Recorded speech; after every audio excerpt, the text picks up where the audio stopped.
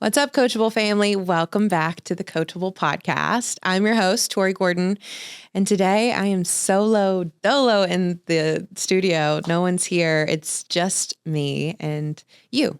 And we haven't done a solo episode in a really, really long time, but I feel like it's time to just speak candidly.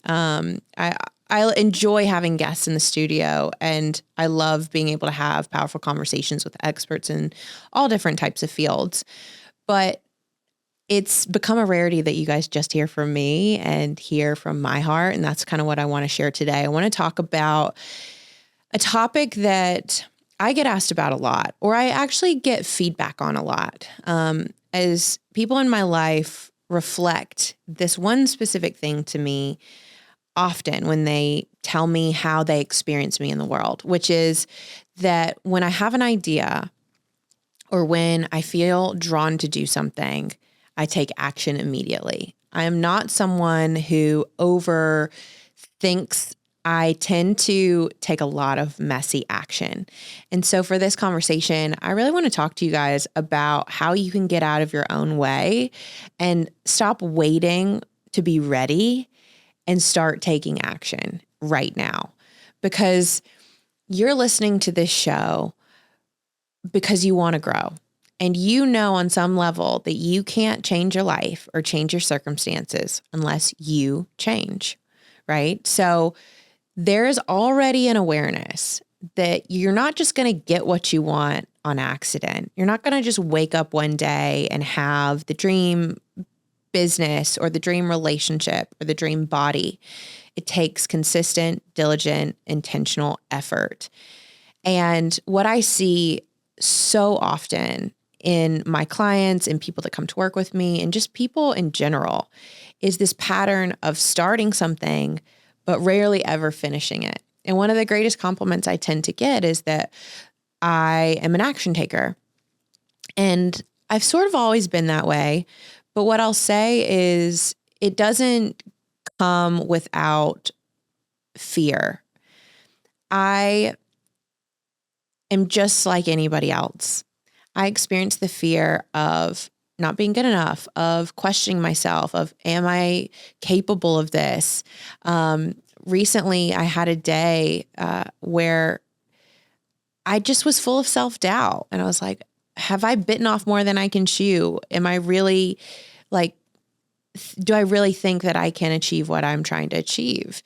And lately I've been trying to build something that I'm really proud of and I'm excited to launch, which is Revive Las Vegas, which is a new wellness and healing company here in Las Vegas that's going to be housing all of my wellness events. And we've got a big event coming up this weekend, which is hundreds of people have signed up for. And I kind of got a day of imposter syndrome. I'm not going to lie, where I was like, okay, there's going to be a lot of eyeballs, a lot of attention, am I ready? Am I ready for this level?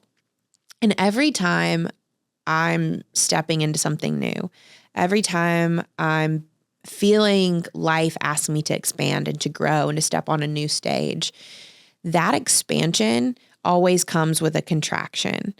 Like it's like a rubber band effect. Like you open up that rubber band and it has a greater capacity. And that's like what my body, my energy, my heart is like being expanded, my potential, my ability to lead, my ability to hold more responsibility.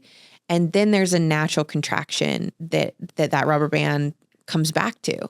And over time, you increase that, that band, your personal ability to hold a lot more. But over time, I still to this day, no matter how many coaches I've invested in, no matter how many different events I've thrown, how many clients I've worked with, I still will sometimes get those thoughts that come in and that fear that will creep in. But what I have learned is to not let that fear drive the car. Like the fear that you feel when you start doing something for the first time, when you decide I'm ready to create a change, I want to start a new business, I want to start a new podcast, I want to start a community, there's always an excitement first and then a fear second. And it's in that fear and that self-doubt that a lot of people quit.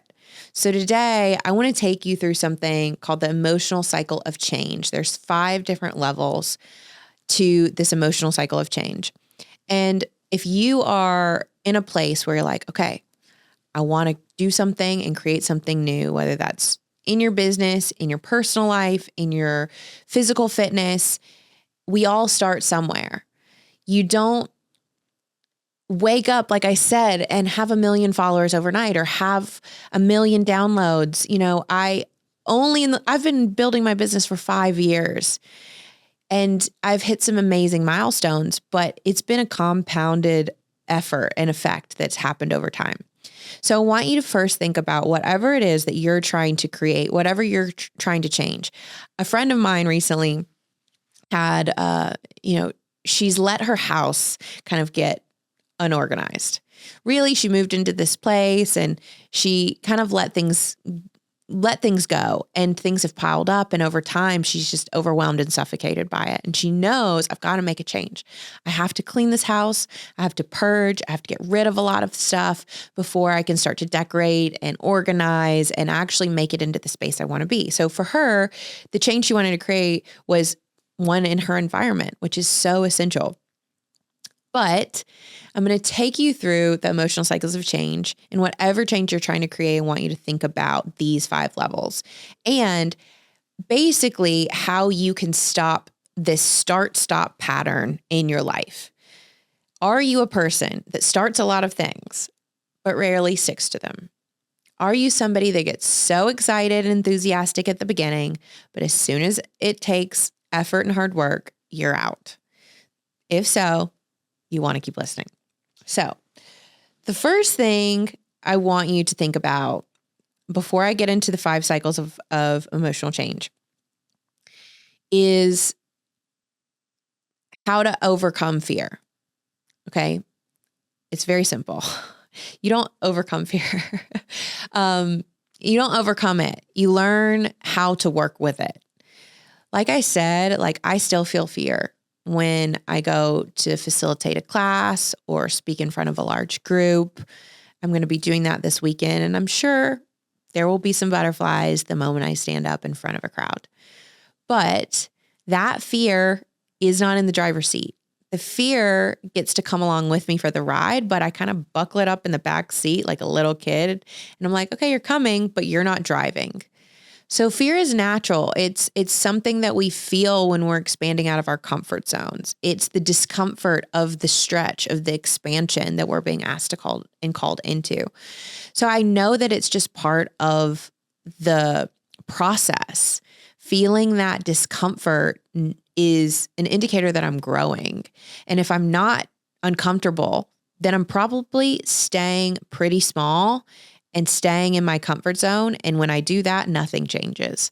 So one, I want you to recognize that fear is part of the show. It's part of the process, and you don't need to overcome it before you can get started. There's a quote that I posted recently that I love and I keep coming back to, which is, stop waiting to be ready. You don't need to be ready. You need to be courageous. And I love that quote because so many of us can get paralyzed with fear and overthinking and overanalyzing. What could go wrong? How do I sound? Do I need to be perfect? How do I make sure I have all of the skills and all of the knowledge before I even start? And I need to have this perfect plan and then this perfect execution, or it's not going to be great. And that's just frankly not true. The more we can lean into taking messy action while we are in the process of learning and growing, the more we can step into that new level of discomfort and expand our comfort zone and see what we're actually capable of. So one, just recognize that fear is going to come along. You just get better at not letting it drive the proverbial car, if you will. The second thing I want you to think about is, are you lying to yourself about how much you're actually trying? Are you lying to yourself about how much effort you're actually putting in? A lot of people, we like to think we're doing the work because we bought a book and we read the first 2 chapters. We like to think we're doing the work because we meditated once in the last 2 weeks. We like to think that we're doing the work because we listen to a podcast like this. But I want this show to remind you and to inspire you to really think for yourself and be honest with yourself. Like, how much am I really dedicated? How much do I really want this? Because the first step is understanding what you want. And the second step is committing to it. The third step is actually doing something about it. So you have to get off the fence, pick a side you want to be on, and start walking. But a lot of people, I think, we stay in the thinking, the planning, the strategizing. I'm going to think about meditating. I'm going to talk about it. I'm going to talk about personal development, but am I really developing myself? Right? Am I actually being conscious of my choices, about what I put in my body, how I spend my time, when I go to sleep, what my routines look like, what's getting my time and energy? Or am I just talking about it? And the people that you see, that you admire, that you respect, that you want to be like, don't just talk the talk. They walk the walk. They do. They apply. They implement and they integrate the lessons and the insights that they learn when they're reading a book or when they're listening to a podcast or when they're in a medicine journey or they're in a meditation. We do those things so that we can clear out our mental, our consciousness that's like flooded with all of the things that we need to be doing so that we actually can have energy to give to the things that we want to do. But if we always stay in the planning phase, we never get to the execution phase, which is why many of us lack the results that we want. So I'm going to give you guys the five stages of the emotional cycle of change, because I want you to see where you typically fall off in this. If you're trying to create change, this is how you stop giving up on the things that are good for you and actually do the things that you want to do. Okay. We've all heard it. Like, insanity is doing the same thing over and over again and expecting different results. Let this be the day that you say, enough is enough. Like, I'm tired of doing the same thing and lying to myself that I'm trying, that I'm actually putting myself out there, that I'm actually taking the steps when I know good and well that I'm not. You can't change something you're unaware of. So first, you have to be honest with yourself. And 2, you have to commit. So today's the day that you stop doing the same things and expecting something to change. Today's the day you commit to change. So the first level of the emotional cycle of change is called uninformed optimism. Okay. This is when you get an idea, a stroke of brilliance in the shower, and you're like, oh my gosh, I have the world's next scrub daddy, or whatever it is, your idea. Okay. I like the scrub daddy. I watched it on, what's that show called? Shark Tank. Yeah. Made millions and millions of dollars. So you might have a brilliant idea and you're like, I'm going to do this, or I'm going to lose X amount of weight. I'm going to try to go on this many podcasts in the next couple months, right? Whatever it is for you. We have uninformed optimism, which is level 1, when the enthusiasm is real. We're all excited. This happens every January 1st for all of us. We get so excited about our New Year's resolutions. We get our new gym membership, whatever it is, plus all the cute outfits. And we're like, I'm going to be a gym girly this year. And then what happens? We are so excited and we're so optimistic about the potential of what could be, of who we could become. That's level 1. And very quickly, we move from level 1, uninformed optimism, to level 2, which is informed pessimism. What is this? So this is when we start to see how much effort it's really going to require to create the change necessary. This is when we start to become aware of how long it's going to take to actually see the results. So this is why so many people, a couple weeks into their New Year's resolution or their goal, start to fall off, because they get further away from that optimistic, all of the possibilities and all of the things that could be, and they start getting really focused on the pain. the effort, the things that are going to be required, the consequence of what you're going to have to give up, what you're going to have to let go of, the patterns, the habits that are going to have to shift, and how long you're going to have to commit to that to actually get to the other side, to actually get the result. And this is when we get pessimistic. Okay. We start to get frustrated. We start to get anxious. We're like, this is no longer fun. It's so fun to be planning and to be dreaming and to be thinking about what could be. It's not fun to actually have to put in the work, right? And so this informed pessimism is when we start to question whether the effort is worth the benefit. Is it really worth it for me to show up at the gym? Is it really worth it for me to record the podcast and put it out and have to do the editing and have to do the self-promotion and have to, be vulnerable or whatever it might require? And you're like, maybe not. It actually is way more fun to go back to my old ways, to actually do what I was doing before. And this is level 2 and level 3 of the emotional cycle of change is where most people quit. Okay. You can see this repetitively over and over and over in your life if you look at it. All of the times you said you were excited about something and you started and then you didn't finish. So the second level is informed pessimism. Now, if you don't quit and you continue to press on, you will inevitably hit level 3, which is known as the valley of despair. And it doesn't sound fun because it's not fun.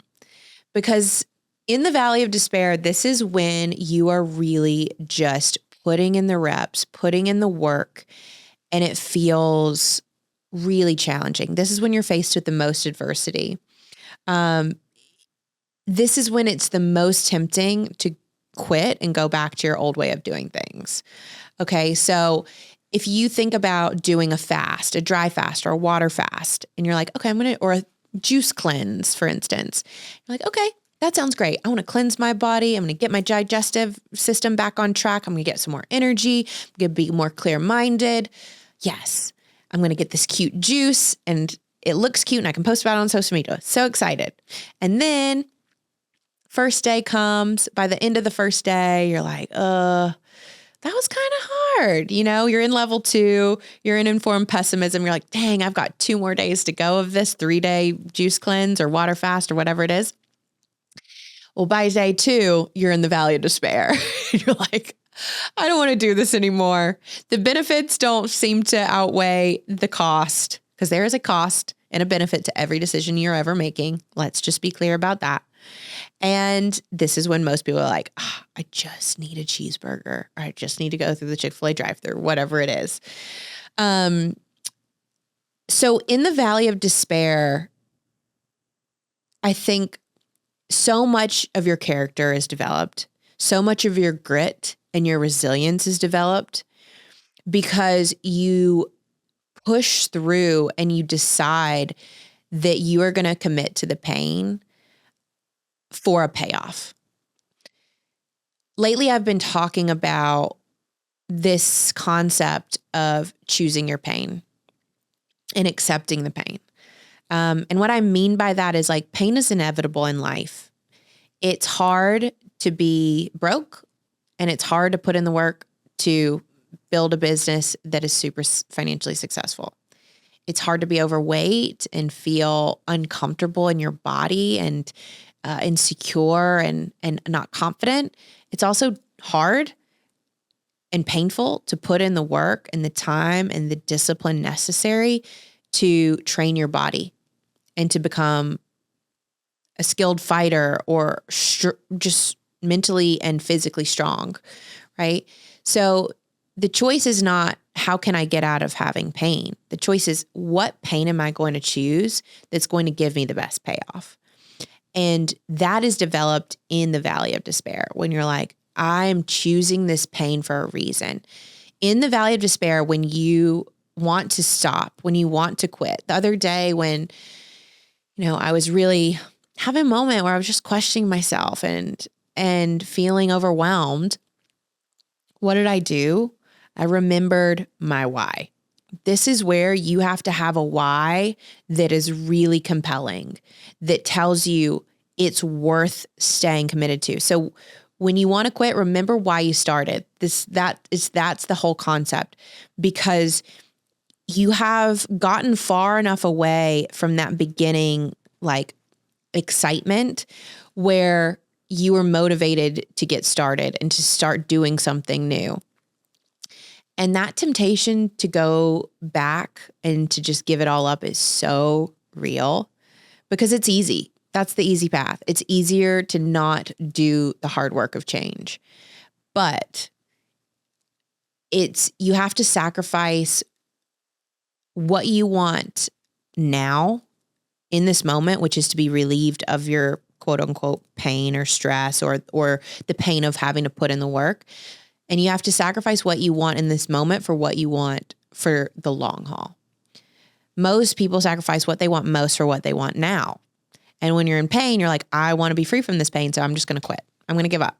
I'm going to go back to the easy way. But that is how we self-sabotage. So in the valley of despair, I really encourage you guys, if you're going through a season right now where you're like, oh my God, I'm putting in all this work and I'm not seeing the fruits of my labor yet, remember why you started. Remember that this is a long game and that growth doesn't happen overnight. Transformation doesn't happen overnight. Success doesn't happen overnight. And you have committed because you know that you're capable of having all of the success in the world, but only if you're willing to put in the reps and willing to be and become world-class at what you do. So level 4 of the emotional cycle of change, if you stick with it, if you don't give up, you're going to start to see the light at the end of the tunnel. And this is where we move into informed optimism. Okay. Informed optimism, we started with uninformed optimism, where you're just hoping and happy and excited. Now you've moved into informed optimism, which is now I know what I didn't know before. This is when you start to see some momentum, you start to see some breakthrough, and you start to really think you can do it. This is where you start to develop real competence in this area, in whatever area it is. And that gives you confidence. They're like, oh, I can stick with it. In the example of like the juice cleanse or the water fast, you've stayed through it, through the really hard moment. And then now you're starting to feel that new energy, that mental clarity. You're starting to see the results and you're like, okay, I can stick with this a little bit longer. So this is where you get a new like sense of motivation and energy, and you really think that you can succeed. So success starts to seem possible again, and you start to see the light in the tunnel. And then the 5th level is really where it gets fun, because this is success and fulfillment. Okay. This is when the benefits of the new behavior are fully experienced. And you can't get to this point unless you're willing to go through all of these other levels of change. And so when you hit level 5, this is where you're starting to reap the rewards. You're reaping the benefits fully. And hindsight's 2020. This is where you have so much relief that you didn't quit, because you're like, man, I want everyone to know how good it can be and how worth it is. And you look back on all your other choices. You look back on the valley of despair and the times when you were pessimistic and frustrated and annoyed that you had to get up at 5 a.m. or that you had to stay disciplined in whatever it is that you chose to do. And you're like, I'm so glad I didn't give up. And I see how I needed to go through all of these steps and all of these choices to get to where I am today. We can't see the dots connecting forward. Like, if today I'm in the valley of despair, like I can't see a month from now. I can't see a year from now. I can't see how all of this is serving me, and actually that I'm going through this process and it's all of it serving me, even though it might be painful and hard.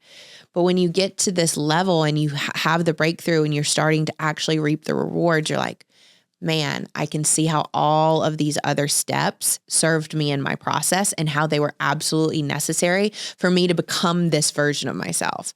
Because now I'm not the person that shows up and gives up. I'm the person that this new this new skill or this new habit is a new way of being. I'm trained in it. I embody it. It's not something I think about. It's something I do and act on.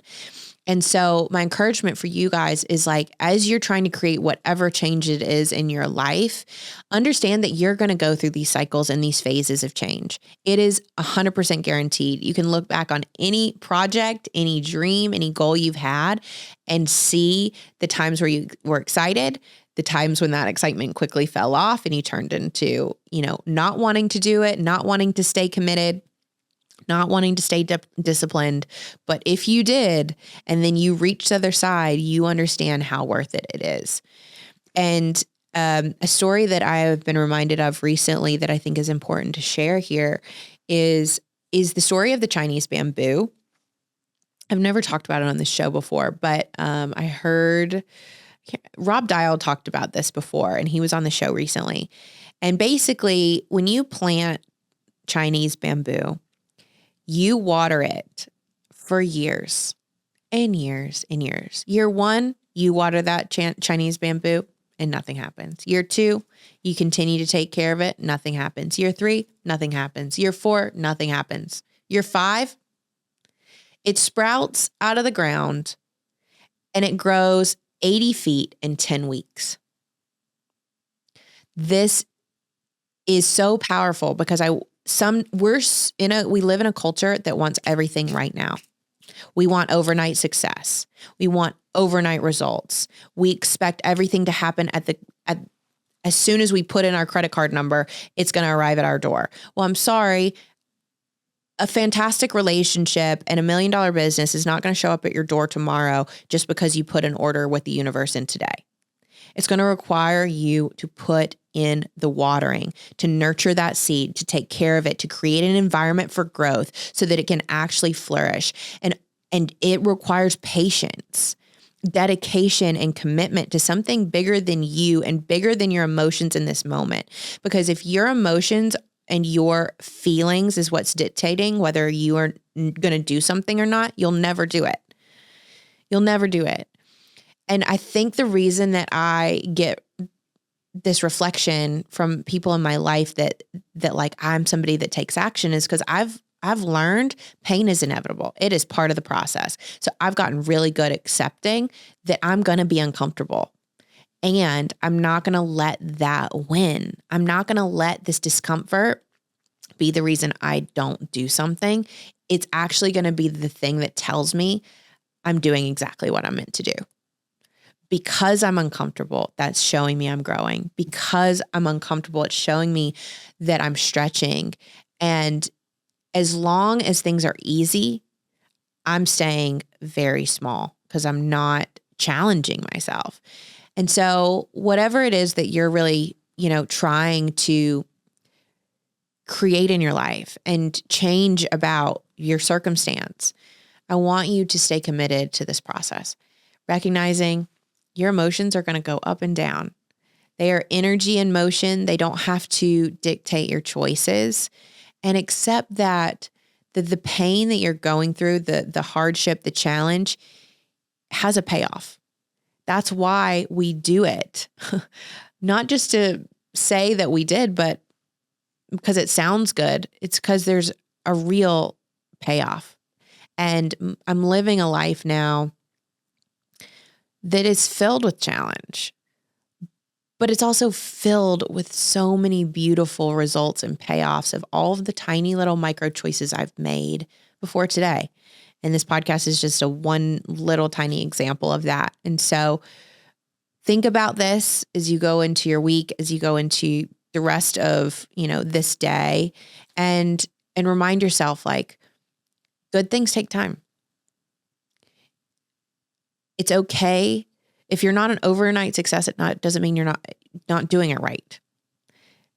It doesn't mean you're doing it wrong. Okay. It means you're doing it right because good things take time. But staying committed, understanding where you are in this emotional cycle will really help you so that you don't quit before you actually get to the finish line. You don't know, if you're a couple inches before that sprouts, that thing comes to fruition, before that opportunity lands in your lap, before you get that phone call that's saying, hey, like you get this raise, or hey, I want to offer you this job, or hey, I've been seeing what you've been doing and I want you to write this book. You don't quit. Don't quit. If you're going to quit anything, quit giving up. Quit the starting and the stopping mentality and pick something that is worthy of your time and your effort and your energy and commit to it. Because I promise you, everything that you want is on the other side of commitment and sticking with the thing that you say you want the most. So that's all I've got for you guys this week. I hope that you will use this, that you will implement it, that you will integrate what you hear. Because again, we don't just listen to the shows to have something to do or to make ourselves think that we're improving when we're not. Don't waste your time. Like, don't waste your time. You waste your time when you just think and plan and pray and never do. And I want you to go be a doer this week. That's all I got. I'll see you guys next week.